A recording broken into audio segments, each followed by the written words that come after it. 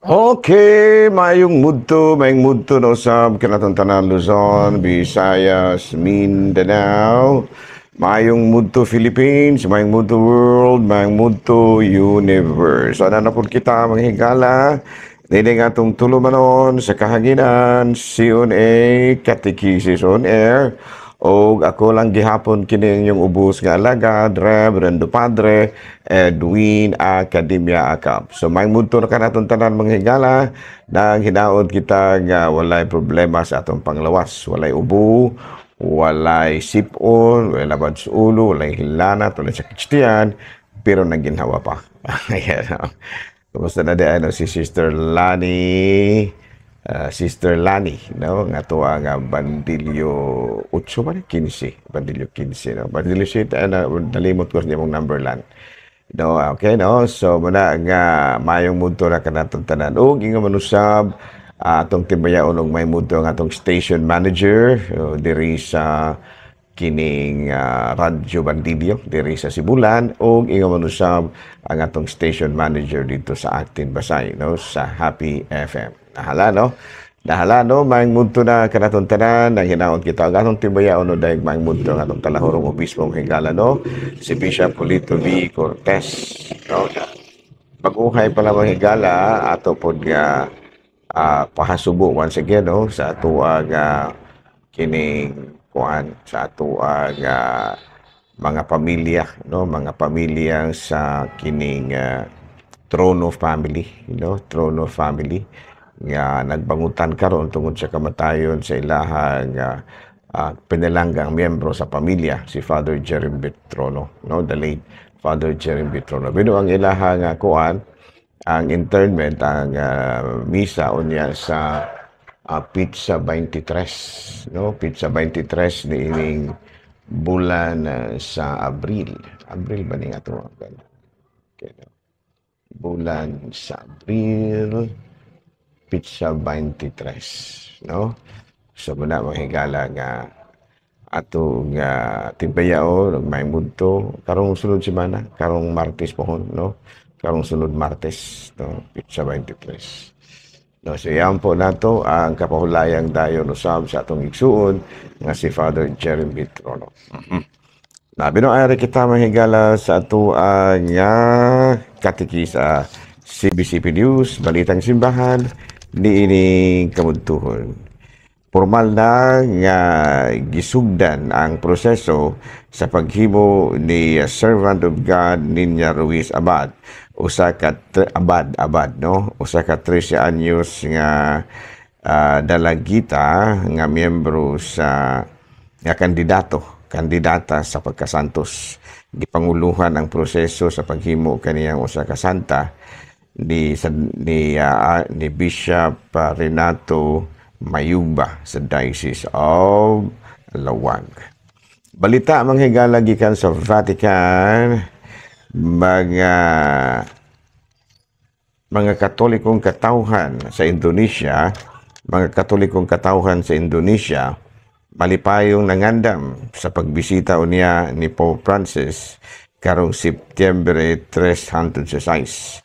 Gipanguluhan ang pagpangandam sa ilang talahurong kardinal nga mao si Kardinal Suharyo sa Jakarta.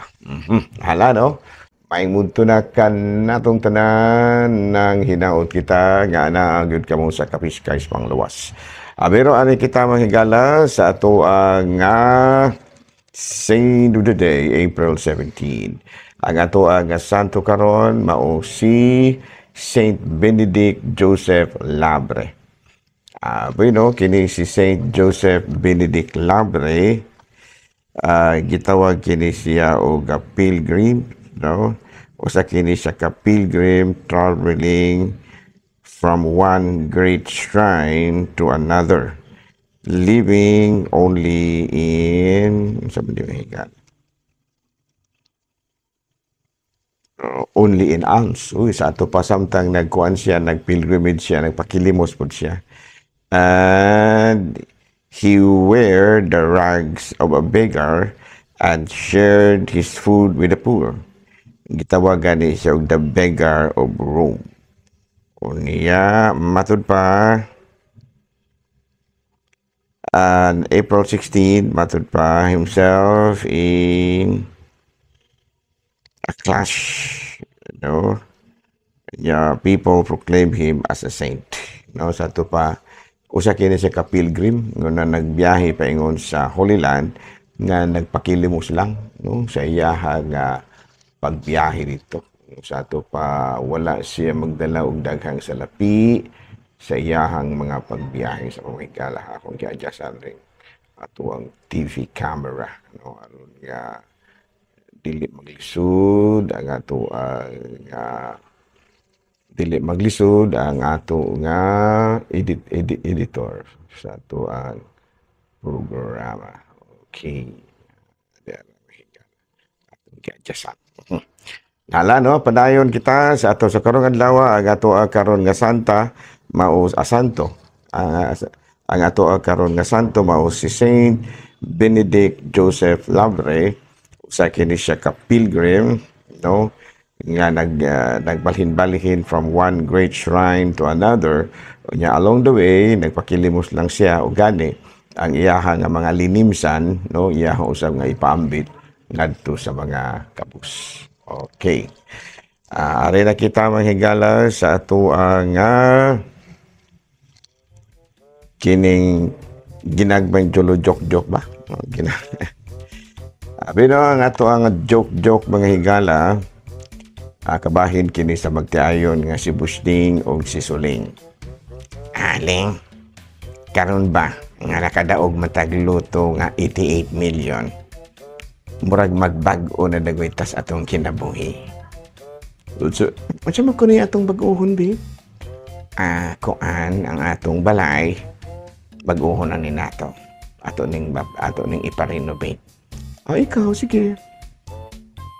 Unya, baguhon po nato ni atong sakyanan. Dili na ta magpot-pot. Palit na tang auto. Ikaw, sige naman ti kwarta gamay. Unya, kanang ako ang nagita, magbago na ta, dili na kaita magdaginot, kinahanglan nga na nagitay helper. Ikaw, basin buya ha, o nagplano po ka nga magbago og asawa. Nga no? Di ba kay basin ba og nagplano na po kang magbago og asawa kay magbago po ko. Kasi buti may ipasabot. Karon kutsilyo raman akong gidala-dala. Pero og magbago kag asawa, magbago na po ko. Imbis kutsilyo, chainsaw lagi akong dala-dalahon.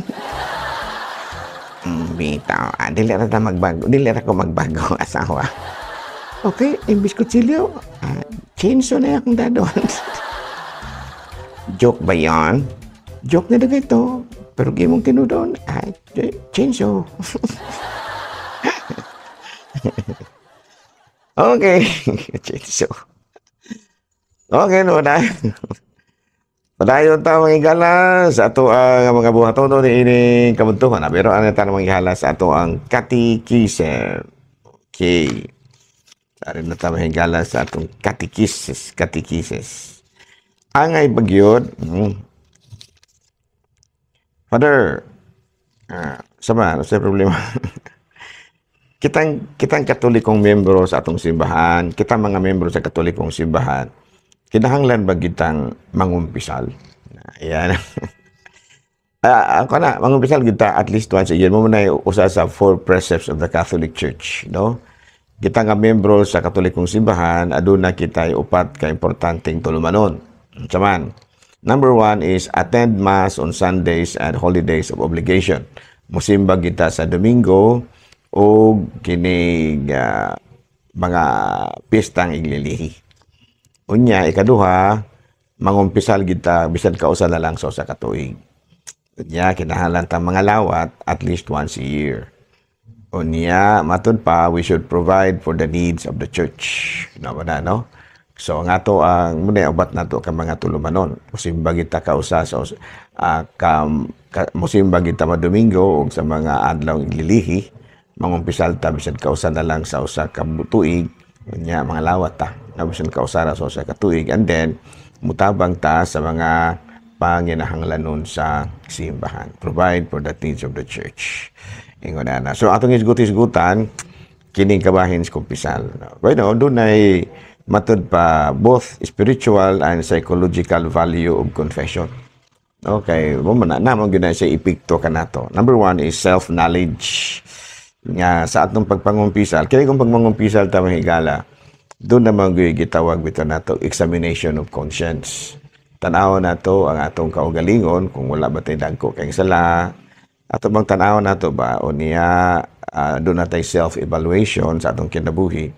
Kung unsa man ang atong bag-uhon, na kung unsa may angay nato nga papadayunon o kana bitaw unsa may angay nato nga kana bitang puyan nga kinabuhi. Dahil muna siya atong kanang nakita tang atong mga kasaypanan muna atong ikumpisal. No, so pero muna nga paraber ta mong umpisal adun nagi examination of conscience. No, dahil paghuman muna ato na dang ikumpisal. So sa dako kay na si ikatabang psychologically kay mas mailhan magud nato atong kaugalingon. And number 2, doon na pud tay makapacilitate pud na sa atong pagbago sa atong kinabuhi kay once nga mabalaan na nato ang atong mga sala, no, giawhag makita nga ato kining hinulsulan, no, mo man sa confession, no, nga human nato nga nahibawa ng atong mga sala, no, kanang ato mang hinulsulan. So murag doon na siya makapacilitate siya o conversion. Unya self-control aron dili kita makasala, peace of mind and heart, ug ang ato ang kaubuton usab sa pagbuhat ug maayo, ang atong kaubuton ba sa pagbuhat ug maayo medyo mas mapaligon, mas strengthen.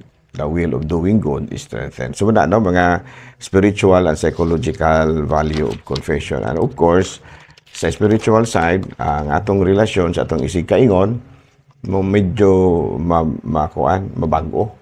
Kaya nga naman, nga sala-sala nato ato mang nausab, mausab man nato ang atong klases pagkatao, so ang atong relasyon sa atong isig kaingon mabago, ug natural na lang nga mabago pod ang ato ang relasyon sa Dios. Sa siya. Sa Biblia, pero sa Biblia, kung atong tarawon sa Biblia, gi-encourage yun punta.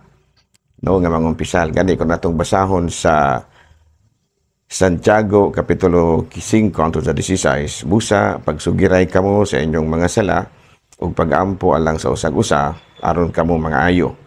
Ang pag-ampo sa tao nga matarong, dakog kahimuan. Sa ato pa, i-encourage kita sa Biblia mismo. Gani sa lain nga parte, sa 1 John 1, chapter 8, kung muingon kita nga wala kitay sala, gilimbungan nato ang atong kaugalingon ug wala ka nato ang kamatuoran. Sa ato pa, dili kita magpaingon-ingon nga di na kumumpisal ka wala man kuy sala, dili na sa pwede.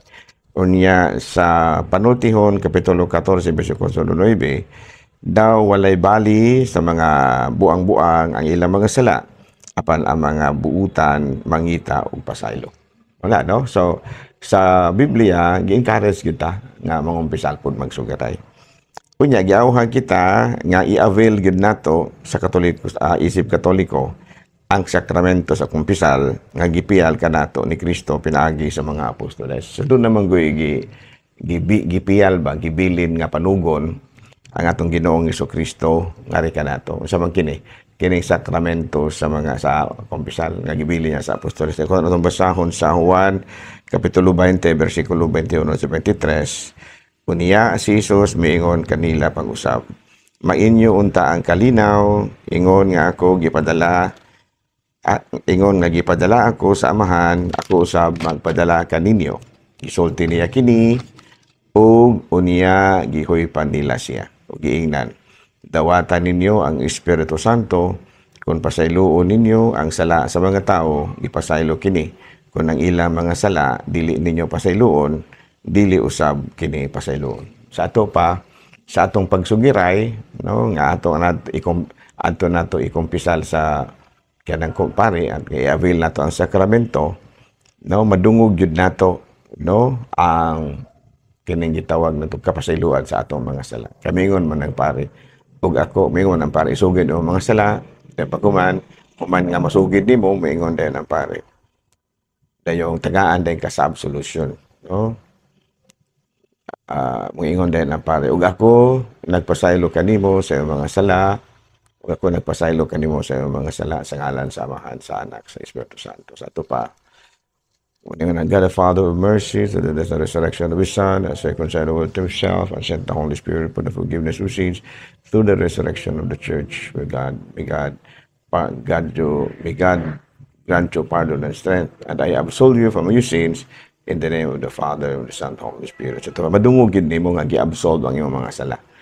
No, unya, matud pa, ang maong katungod nga gibilin ni Kristo ngadto sa mga apostoles, gibilin usab niya sa mga kaobispohan, pinaagi sa ordinasyon, kini bitang pagbilin sa orden sa pagkapari, gibilin niya ngadto sa mga kaobispohan. Sa unsang paagi, kung atong basahon sa buhat sa mga apostoles, Kapitulo 8, versikulo 17, uniya, gipandong ni Pedro ug ni Juan ang ilang mga kamot ngadto sa mga magtutuo ug nakadawat sila sa Espiritu Santo.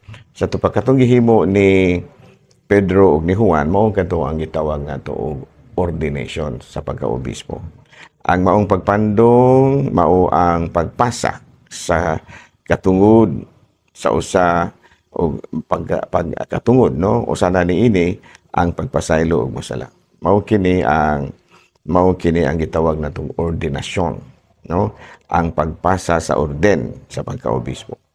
And then gipasa usab sa mga obispo ngadto sa mga tao nga nahimong pari pinaagi gihapon sa ordinasyon. Sa ato pa ang katungod sa kuan gihatag gid niya, no, o niya angay nato nga mahinumduman nga ang relihiyong Katoliko mao lamang ang adunay direktamentang koneksyon kang Kristo pinaagi sa mga apostoles, no?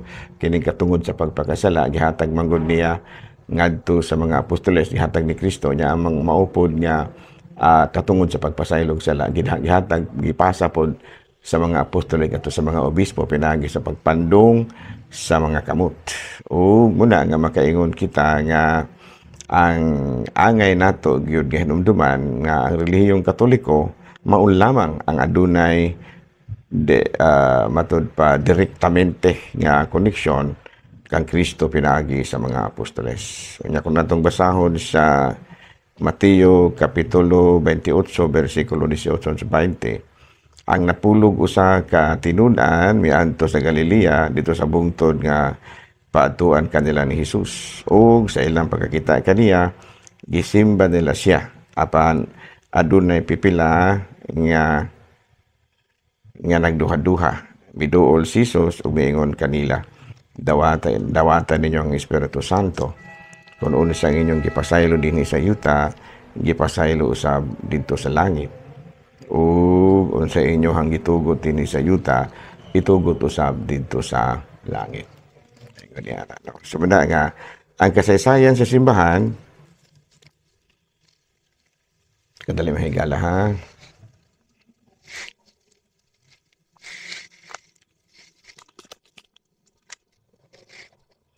So muna no nga sa Mateo Kapitulo 28, itong balikon mo nga alabasa na kinugulong na ako na kalimtan.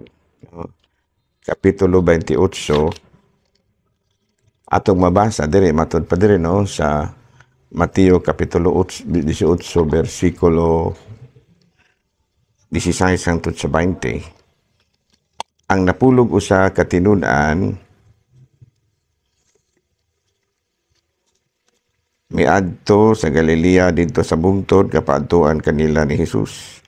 Ug sa ilang pagkakita kaniya gisimba nila siya apan dunay pipila nga nagduha-duha. Miduol si Jesus umiingon kanila, gihatag kanako ang tanang gahom sa langit ug sa yuta. Tungod niini sa inyong pagpanglakaw, himua nga akong mga tinud-an ang tanang katawhan sa tibuok kalibutan. Bunyagi sila sa ngalan sa Amahan, Anak ug sa Espiritu Santo, ug tudloi sila pagtuman sa tanan nga akong gisugo kaninyo. So ito pa mo kini ang gisulti, no? Ang gisulti ni Jesus sa iyahang mga tinud-an, no? O sa so muna nga human ini Kay doon naman lagi gisugo. Doon naman lagi gisugo si Jesus ngadto sa iyang mga tinunan sa kasaysayan sa simbahan, no? Sa kining church history, nahimong Kristiyanos ang nasod sa Espanya tungod sa apostoles nga si Santiago Mayor. No, nahimo ni siyang gitawag og Santiago Mayor kay siya man ang una nga apostol nga Santiago nga gitawag ni Jesus, o ang ikaduha mao si Santiago Minor. Human nga nahimong Kristiyanos ang Espanya, gidala kining pagtuuha nga ni Magellan o ang usa ka Portuguese explorer nga ang gi-commission ni Haring Felipe. Gidala kini ni Magellan, usa ka Portuguese explorer nga gi-commission ni Haring Felipe dinhi sa kining layong sidlakan, no, Far East ng mga Pilipinas. Usa gipakuyugan sila og pari nga si Padre Jose de Valderrama. Niadtong 1521 nagsugod ang Kristyanismo sa Pilipinas. So muna, no? Buto na una to, niadtong 1521 pag-abot ni kining Magellan dire, wala pa ang Kristyanismo. No, kay pag-abot ni Magellan dire, wala pa man. Pero dito magsugod ang Kristyanismo dire sa Pilipinas, kay nagdala man sila pari si Padre Jose de Valderrama nga mo'y chaplain sa ilahang biyahe ug namunyag man. Gani ang primerong nabunyagan mao si Haring Humabon ug si Reyna Juana. Wala, no? So muna nga makaingon kita nga ang simbahang Katoliko mao gyud adunay direktamente nga kining koneksyon kang Kristo pinaagi sa mga apostoles. So, gani sa Mateo Kapitulo 1, versikulo 18 sa 9, busa 19, tihan ko ikaw si Pedro, ug ibabaw ni ining bato, tukuron ko nga akong simbahan, ug bisan gani ang kamatayon, dili gayud makabuntog ni ini. Ihatag ko kanimo ang Yahweh sa kingharian sa langit, ang imong idili dinhi sa yuta, idili usab dito sa langit, ug ang imong itugod dinhi sa yuta, itugod usab dito sa langit. Sa ato pa si San Pedro, nung gitagaan og katungod sa pagtudlo. So muna nga si San Pedro mao man lagi ang pinaka-primero nga Santo Papa. Nya karon ang Santo Papa nato, no, si Pope Francis ika 266 nga Pope. Santo pa aduna gyud koneksyon ang simbahang Katoliko ngadto sa mga apostoles. Ngano man tungod kay ang simbahang Katoliko mao man ang adunay direktamente nga koneksyon sa mga sumusunod sa mga apostoles nga mao ang Santo Papa, si Pope Francis. Sa ato pa, ang simbahang Katoliko adunay gyud direct connection kang Kristo mismo, no? Kaya naman tungod sa mga apostoles. Nga nga mga ingon kita nga aduna pa gyud siya katungod man ingon si Kristo ngadto kang San Pedro, ikaw Pedro, ibabaw ni ining bato tukod nga akong simbahan. Ang akong simbahan ug bisan gani ang kamatayon dili gayud makabuntog ni ini. Namuna nga bisan tuod nga matay ang mga apostoles, ang mga una nga Santo Papa, pero nagpadayon gid hapon karon. Kay daan naman ang gipanagna ni Kristo nga bisan ang kamatayon dili makabuntog ni ini. Kay hangtod karon buhi gihapon ang Katolikong simbahan ug gani nagkadaghan. Ana, no? So pangutana, kinahanglan ba gyud kita nga mangumpisal? Tubag ni ana, yes. No, aron nga ma-reconcile kita kang Kristo kay ang gitawag og ang kining gitawag na to og